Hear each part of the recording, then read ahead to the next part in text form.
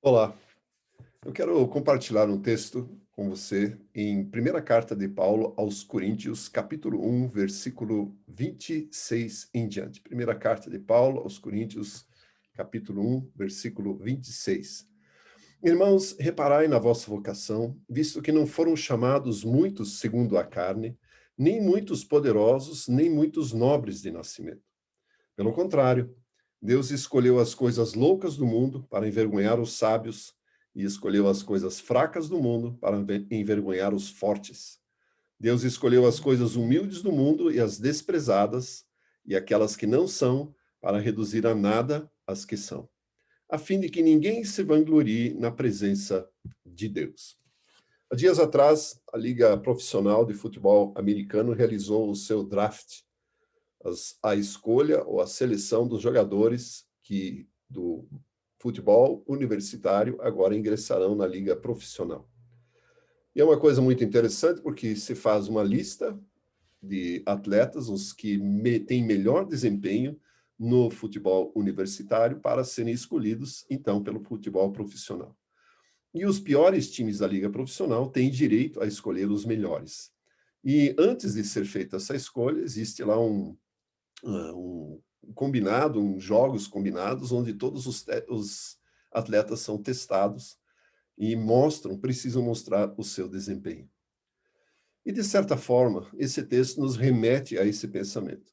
Deus fez a sua escolha, a sua seleção, o seu draft para os objetivos do reino de Deus, aquilo que lhe interessa, aquilo que ele deseja realizar, para os seus propósitos, para os seus pensamentos, voltados para que a glória de Deus encha toda a terra, voltados para que a terra seja manifestada, ou a glória de Deus seja manifestada em todo lugar.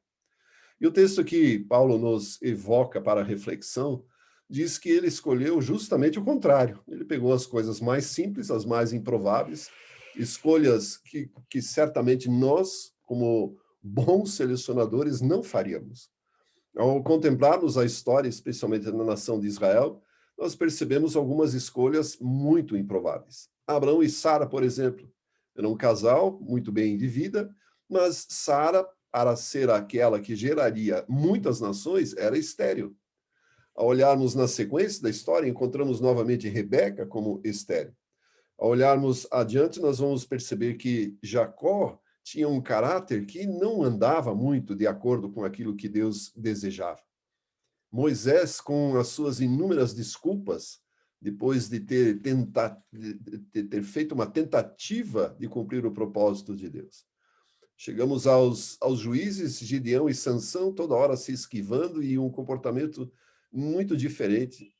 Chegamos nos discípulos e certamente se, por exemplo, nós fôssemos responsáveis por fazer uma seleção de 12 homens, 12 pessoas, para serem os responsáveis pela implantação do maior projeto sobre a face da Terra, chamado Reino de Deus, nós certamente não os escolheríamos. Assim como Paulo diz, não foram muitos poderosos nem nobres de nascimento os escolhidos. Certamente nós, se estivéssemos no lugar de Jesus e diante desse desafio, escolheríamos pessoas que tivessem uma formação acadêmica adequada, que tivessem um porte físico, quem sabe, ou tivessem um treinamento militar, não sei, executivos. Certamente nós não escolheríamos aquelas pessoas que Jesus escolheu.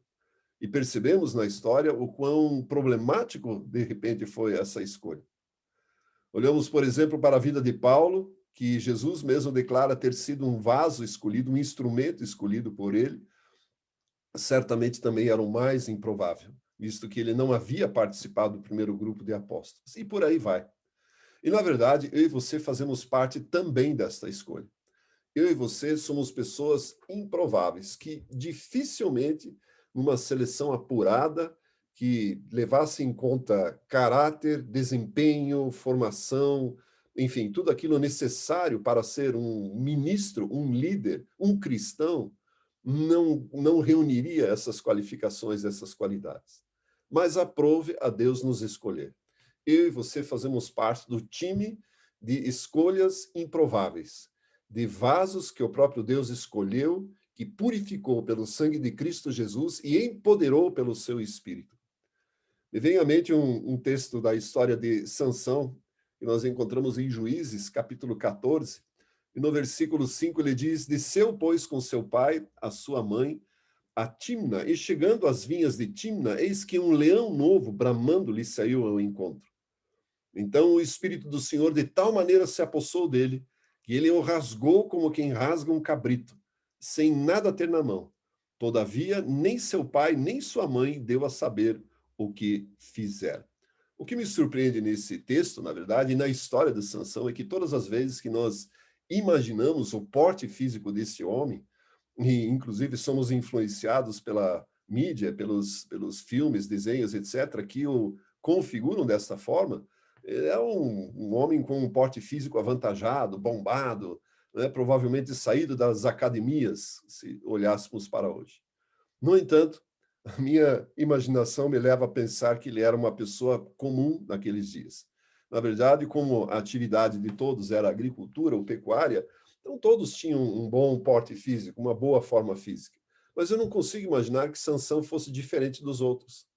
O que fazia a diferença nele e faz nas nossas vidas, o que nos fortalece, nos torna fortes, que nos diferencia de todo e qualquer outro, que nos permitiu que fôssemos escolhidos por Deus, é a presença do Espírito de Deus, do Espírito da verdade, do Espírito Santo em nossas vidas.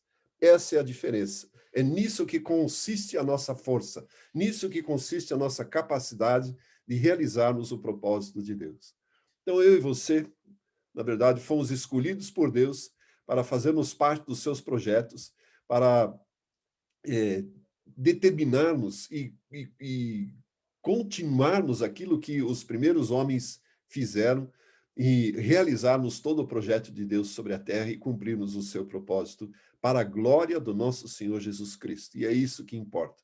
Na verdade, penso que jamais entenderemos os critérios que Deus usou para nos escolher, para nos selecionar, para nos colocar nos seus projetos. Se eu olho para mim, provavelmente eu era muito, muito, muito uma escolha improvável.